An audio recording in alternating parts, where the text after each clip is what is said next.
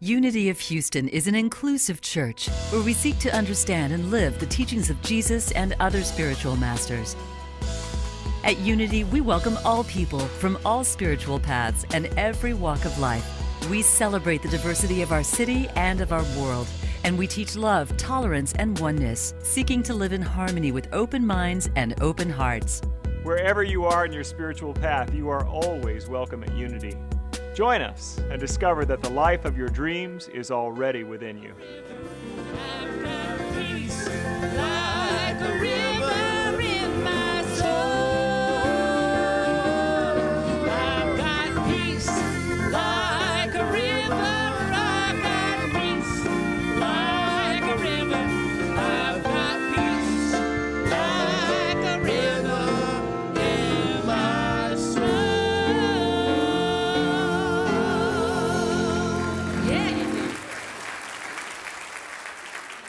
Julia, thank you, Unity Band. You guys are great.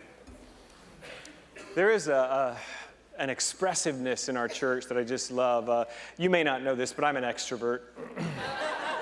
I love connecting with people. I get filled up in the energy of the crowd, and I just really love it.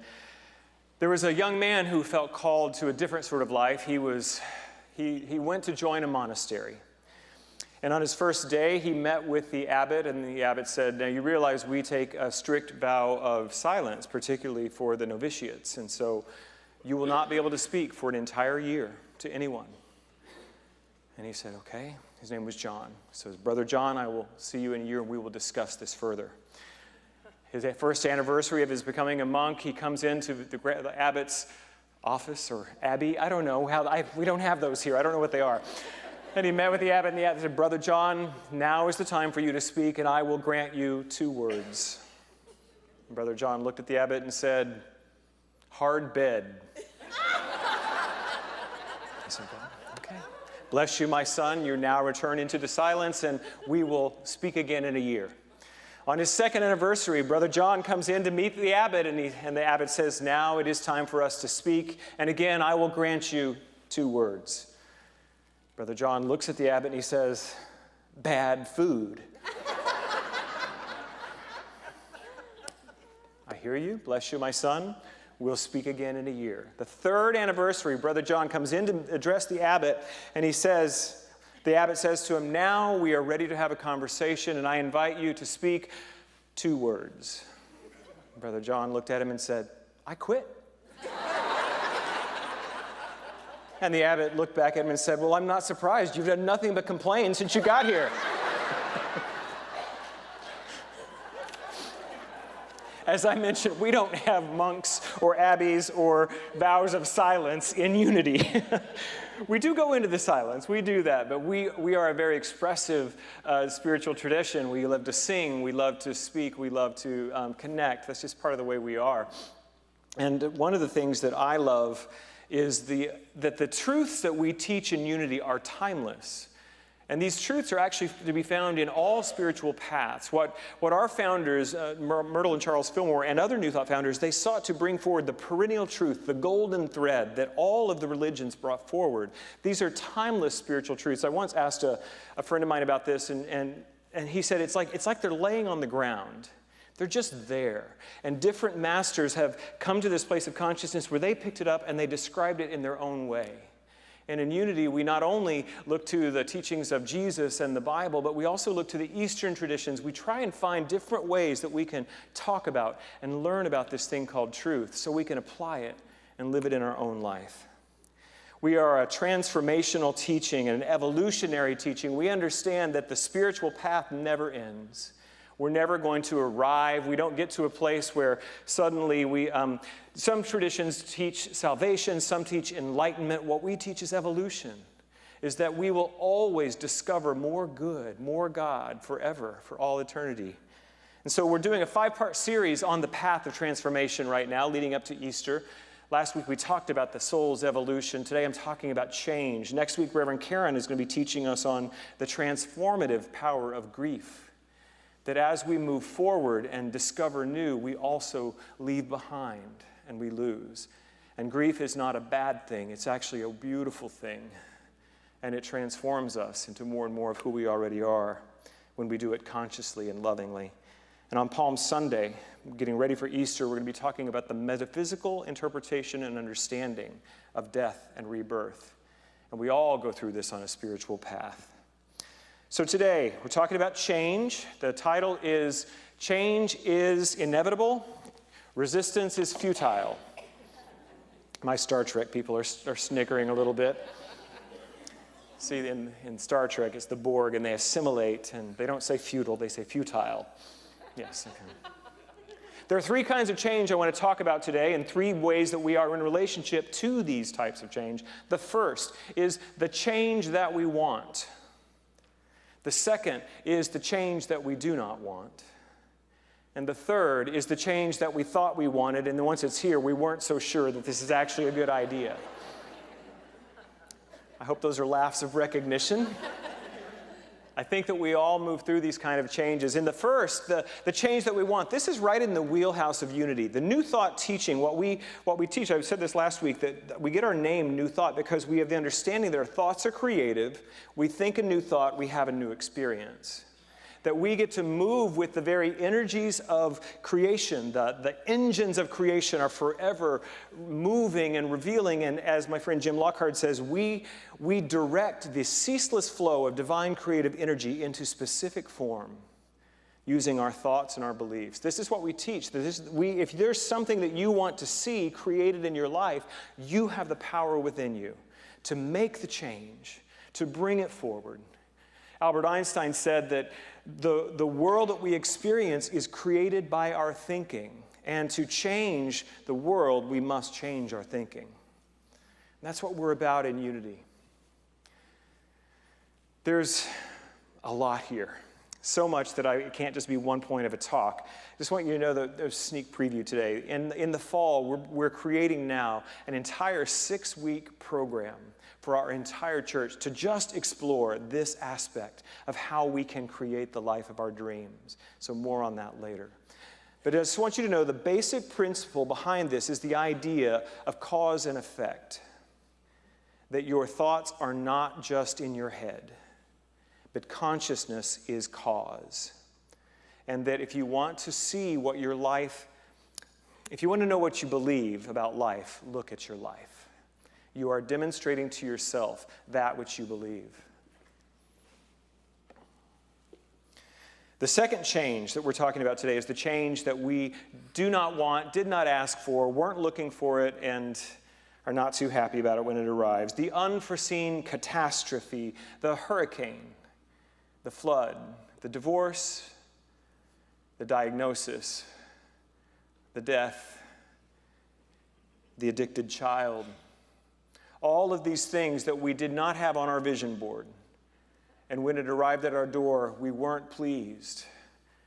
We were often moved into shock, usually into some resistance, often into deep sadness, sometimes a lot of confusion. And I want to say, too, that in Unity, sometimes we use the metaphysical hammer on ourselves. When these things come into our lives, it's like we are experiencing what has already happened, and then we make ourselves wrong that it happened. I want you to know that you are creating the life of your dreams, but you are a part of a universe where others are also creating the lives of their beliefs and their thoughts. And sometimes my movie bumps into your movie. Not everything that I experience in my life is caused by my own consciousness. Now, my response to it is where I have the ability to work with it in my consciousness. And that's what I'm talking about today. And what about those choices? I think the word is choices. I told you I like to talk. I didn't say I was good at it. The choices that others make that impact our lives that we didn't ask for. What do we do with that? There are ethics in the way we use this creative process in Unity. We don't change other people. It's not our job. And we don't, as a matter of fact, I actually learned this in Al-Anon years ago. When I got sober in AA, I've talked about that a lot, you all know that, but my sponsor immediately sentenced me to the other room. She said, "You're a double winner." So you get to do both. And one of the things I learned was that I tried to control people to get what I wanted. I would try and pull people out of their process. Are people applauding back here? I don't know what's going on. Is that if I could get them to do what I thought they should, then I would get what I want and I would feel better. And I know particularly my friends who are parents of young adult children or old teenagers who are really struggling to find their way. I heard a phrase in Al-Anon that I just love, is God don't have no grandkids. Your children are on their own path. And you're trying to control their path, and their destiny will not bring you into the fullness of your own life. If my parents could have, I'm sure they would have. When my life was a mess and I was struggling so much in my 20s, they would have loved to have pulled me out of that, to put me on the straight and narrow, but it would have deprived me of the path that I needed to be on, because that dark time opened me to a spiritual reality. So what does this mean for us? It means that when something arrives in our life that we did not ask for, the answer is not to fix it, change it, make it go away. You can try it. There were a lot of us that prayed the hurricane away, and it came. There were a lot of us that prayed the water away, and it came. Does it make us wrong? Does it make us less spiritual? No. It just means we're here on earth sharing this experience. And how do we respond? I think Michael Beckwith said it this way, and I really do like this idea. It says a lot. There are 4 kinds of pain in this world. I will enumerate them for you. The first is resistance. The second is resistance. The third is resistance. And the fourth is? Resistance. Yeah, you got it. That's it. It's actually not the thing itself that's causing our pain. It's our resistance, our unwillingness to accept what is. Pema Chodron, who's the beautiful American Buddhist monk or nun, she says there's a teaching, and I forgot which branch of Buddhism it comes from. It's an ancient teaching, but whatever comes to my door, I say, I agree, I agree. We have to say it twice just to make sure we're listening. And it's easy to do when the love, the relationship that we've been praying for has finally showed up and it's at our door and we say, I agree, I agree. The job that we have been putting on our vision board, it showed up and we can say, I agree, I agree. And when the relationship ends, can we say, I agree, I agree. When the job goes away, I agree, I agree. And what is it pointing us towards? It's pointing us towards a trust in God. As the song Julia sang, when the mountains that I want you to move that you don't remove, I will trust in you. It's pointing us to this idea that there may just be a higher reality that we can't personally encompass in our mind right now, but if we will just trust, I agree, this is what's happening. Something must come for my good here. It moves us away from resistance into openness and possibility. And it brings me to my third point today, which is, how do we deal with the change we said we wanted, and now that it's here, we're not so sure? Last week I talked about the butterfly, the caterpillar to the butterfly, the metamorphosis that occurs, and how it seems like it might be an easier path just to tape some wings onto the caterpillar's back. But that's not how you make a butterfly. The process of metamorphosis in the life of the caterpillar is that the old caterpillar body has to dissolve and disintegrate within the chrysalis so that the new life of the butterfly, the new butterfly body, can be built from the substance. And this is the way transformation works in our lives too. We can't just place a new idea on top of our old thinking. Because our thoughts are causative, and if we have been working with an idea of less than, most of us have this in some form or another. So we walk into our life with this lens. We see things through our less than lens, and when life doesn't go our way, we see, I'm not good enough. And when we begin to do an affirmation, until we begin to transform and break apart that old belief, we're just going to continue to see through the old lens of not enough. And this is where a spiritual path and a spiritual teaching and a spiritual community are invaluable. 9 years ago, right at this time, I was about to graduate from seminary. At the time, I had been the music director at the church there in Dallas for almost 17 years. I had done all of my deep spiritual work in that community. I had transformed. I was a drunk piano player singing in a bar when they hired me, and now I was graduating a minister. Although, I don't know that's that far of a difference. I actually, I don't know. Some ministers I've known. But I had grown up in that church as a young adult and as into a middle-aged adult. And the plan was that I would stay there in that church as an associate minister and still run the music department part-time. And I would continue to make my income in other ways through my traveling ministry and through singing in weddings and things like that I had done for years. And that was the plan, that I was going to stay there. The old way. The old thought forms, the old patterns of behavior. That was what I was going to do. I was going to plug this new idea onto the old, tape the wings onto the caterpillar's body in a way. And it became more and more uncomfortable, and I just wasn't feeling right. And I called a dear friend, Reverend Dr. Kathy Hearn from San Diego, and she was a mentor, and I just asked her to help me with this. And she said, well, Michael, I can tell you that the problem is not with the church in Dallas. As a matter of fact, that's not even a part of this equation. She said, what I want you to do is spend these last 4 months in ministerial school asking yourself one simple question over and over. And the question is, what do I want?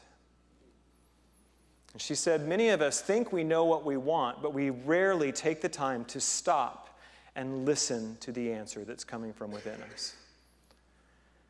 And I was like, that's not what I expected or wanted from the phone call, but I respected her, and so I decided to do that. And I was uncomfortable in that part-time position. I was having to work really hard to make the mortgage payment because, I didn't know when those gigs would come in. And something in me was saying, I want to do ministry full-time. That was the first answer to the marriage. I want to be doing ministry full-time.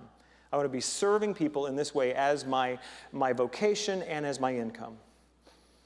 The second was that I want a slower tempo in my life. That this way I had been using the multiple streams of income, I was kind of exhausted and scattered, and I just wanted my life to slow down, and I wanted to focus on this work. Those were the only two answers that emerged over months of doing this work. Full-time ministry, slower tempo. I didn't do any affirmations. I didn't do any vision boards. Slower tempo, full-time ministry. Time came for graduation. Nothing else. I hadn't made a plan, no change. And then about July, I got an email from the music director at a large church in the Northwest in Seattle, and he said he was leaving his position. I had sung there many times, and he thought I would be a good fit for that position. He wanted me to think about applying for the job. And so in the same week, I got 2 other emails from people in that church who said, what do you think about becoming our music director? So I called the senior minister and I said, I'm interested in the music director job, but I don't know if you knew, I just became a minister. Is there a place for me to do ministry in addition to, running the music program? And she was delighted. She said, that'd be wonderful. So I put my application in. I'm moving to Seattle. It's happening. I told my senior minister in Dallas, not fun. That was not in her plan. She really, I've said I've had some bad breakups, but that was the hardest one, leaving that church in Dallas. They had loved me. They did not want to see me go. Well, I was in the process of the application, and it began to feel off. But I just continued. I just full-time ministry, slower tempo. I was in Reno, Nevada on a summer. It was that same month. It was July. And there was a church there I had been to many times, speaking and singing, had a good relationship with them. And the senior minister there said to me, did you know that the Seattle music director job is open? And I said, well, I haven't told anyone, but since you brought it up, I've actually applied for the job. And she got quiet. And she said, really? I never thought you would leave Dallas. Would you ever entertain the possibility of coming to Reno instead of Seattle? It's not my plan. But I'm a polite little people pleaser from way back when. I said, sure, I would be honored to consider that possibility. I'm in my final interview with Seattle, and I know it's not right. I just know it's not right. I woke up the next morning with a strong, this is not your job. And I called the senior minister in Seattle. When the office opened, I said, I want to take my name out of running. She convinced me to keep my hat in the ring, but it wasn't right. So when I didn't get that offer, I thought, Reno? I got that checked within, and it was right. So guess what happened? 2 years in Reno, full-time ministry. Slow tempo. My life slowed way down. It was a really lonely time in my life. I was single. I was living in the senior minister's mother's house. It was a big 4-bedroom house up on a hill. It was cold. I was lonely. But it was a time of deep going within, getting clear. I got to let go all the frenetic pace that I had built up in my life and just come to a sense of stillness.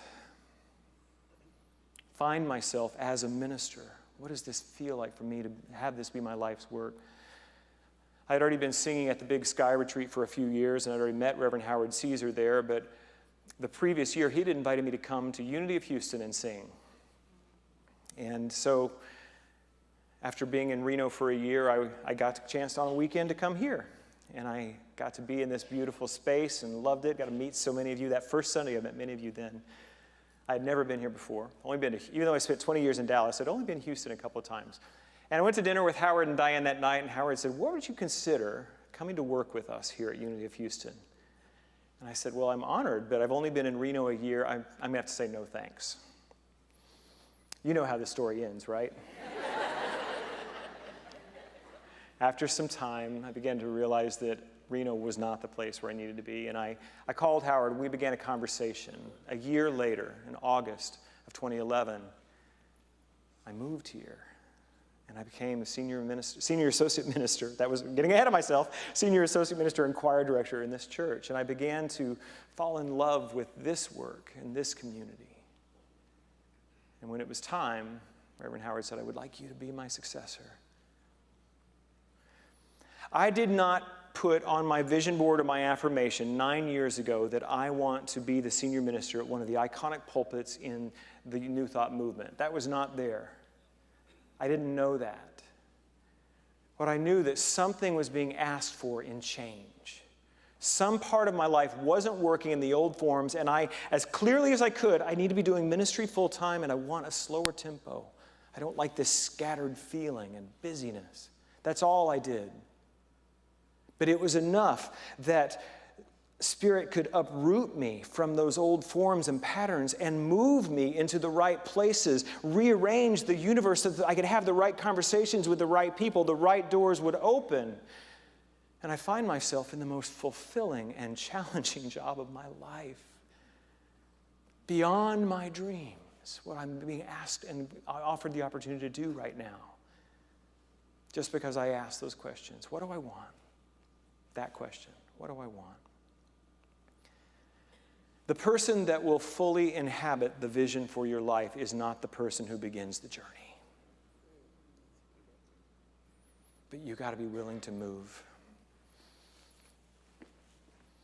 There are 2 words repeated which have become one of my favorite little sayings of spiritual wisdom.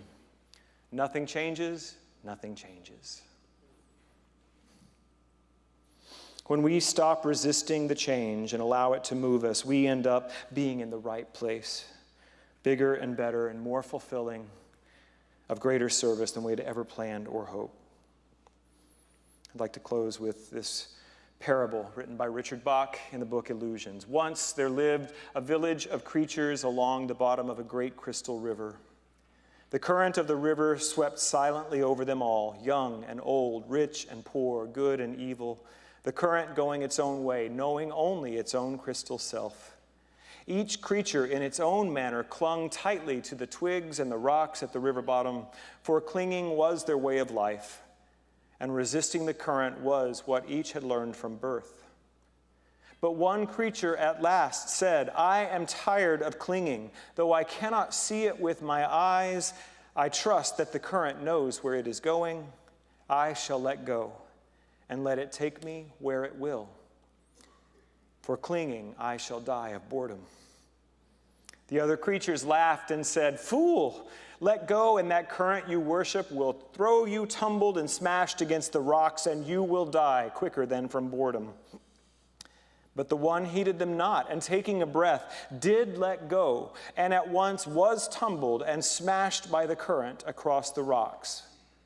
Yet in time, as the creature refused to cling again, the current lifted him free from the bottom, and he was bruised and hurt no more.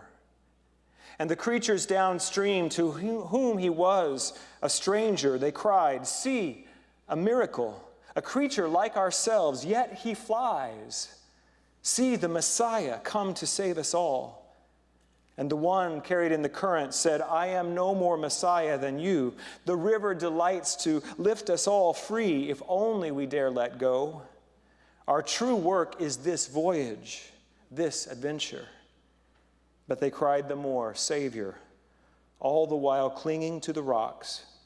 And when they looked again, he was gone. And they were left alone, making legends of a Savior. Life is seeking to give you more than you can currently hold or even dream. And all that's being asked of you is to let go and to trust.